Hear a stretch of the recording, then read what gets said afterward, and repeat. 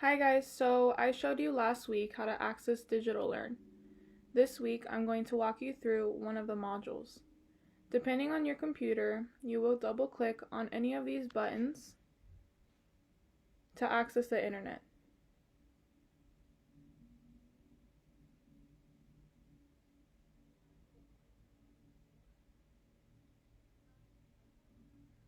On a Mac computer, iPad or iPhone, Safari will be the internet browser you will use as seen on the screen.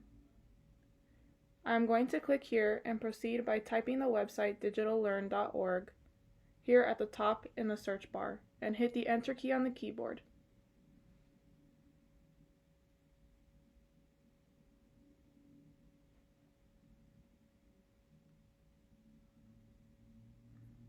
Once I am on the website, I have the option to learn in Spanish or in English at the top left corner.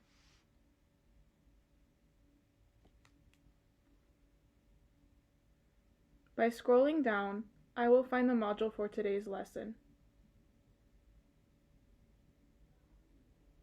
I am going to click on it. We will today learn how to navigate a website. At the left side, it will display the length of the course and amount of activities. This module has 3 activities. At the top right corner, I will begin the module by clicking on Start Course.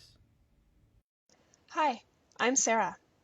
Let's follow along with Jane while she navigates the internet to learn about the parts of a website. Getting around on the internet is a lot like navigating a city on foot to get from one place to another. Just as you may visit a store, an office, and the library in person, you can visit the websites of those places to accomplish tasks. When she starts out, Jane needs to make choices about where she wants to go, whether in person or on the internet. Sometimes she may make a wrong choice, taking her in the wrong direction. However, when that happens, she can retrace her footsteps and change her course, so it is not a big deal if she makes a mistake.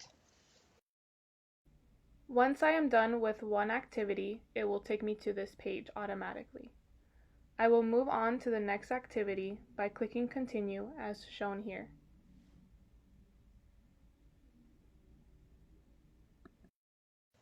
Today, Jane wants to visit her library's website. To do that, she uses the popular search engine Google to search for it. Jane types the name of her library into the search box. As she types, potential search results come up automatically. Jane finishes typing and then hits the Enter key on the keyboard to submit her search. In the list of results, Jane's library is the first choice. Go ahead and click on the link to the Salt Lake City Public Library to get to the site. Here, as the instructor advised, I will click on the Salt Lake City Public Library link. Once it takes me back to this page, I will click Continue to access Activity 3.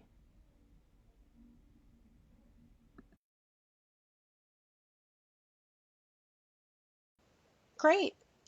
Now Jane is at the home page of her library's website. In order to find her way, Jane looks at the parts of the website just as she would look at her surroundings when walking through a city.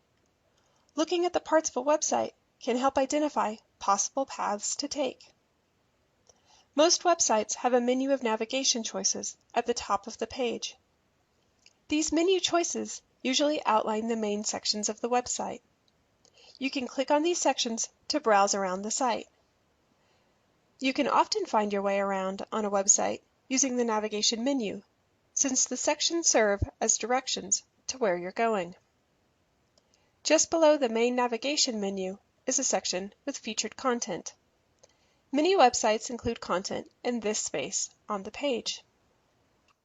On the top right of the page, there's a search bar.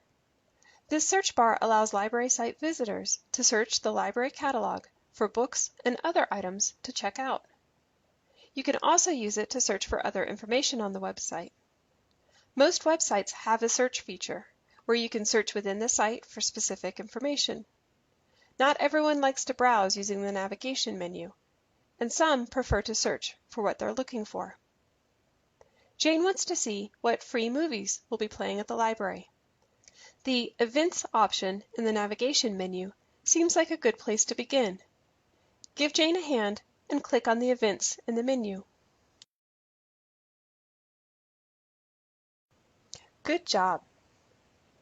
Now that Jane is on the events page, the navigation bar changes so you can easily see that you're in the events section of the website.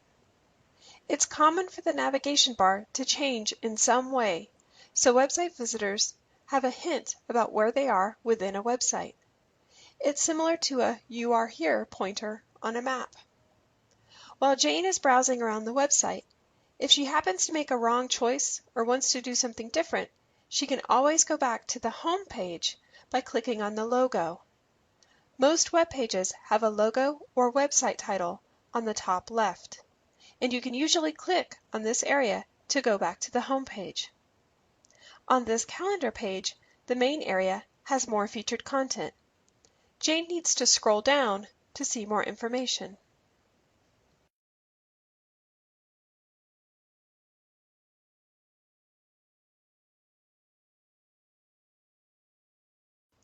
On the right side of this page is an area called the sidebar.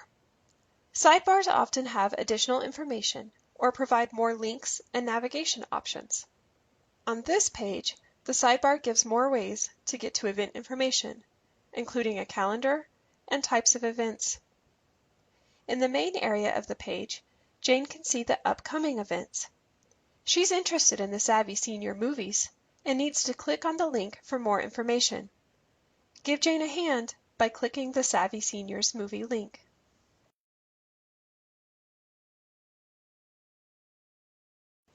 On the Savvy Senior Movies page, we can see that many parts of the site remain the same. We still have the navigation bar up top that shows us that we're in the Events section of the site. We still have the search box available in case we want to stop browsing and search instead. We still have a sidebar with additional information related to the main content of the site. And we still have the main content area to look through. Websites are easier to figure out when they have the same parts on each page, like this one. Jane needs to scroll to get more information on her movie.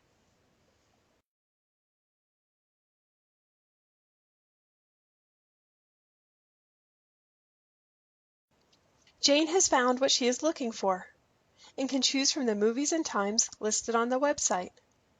"What's up, Doc?" is looking like a fun choice to Jane. Which would you choose?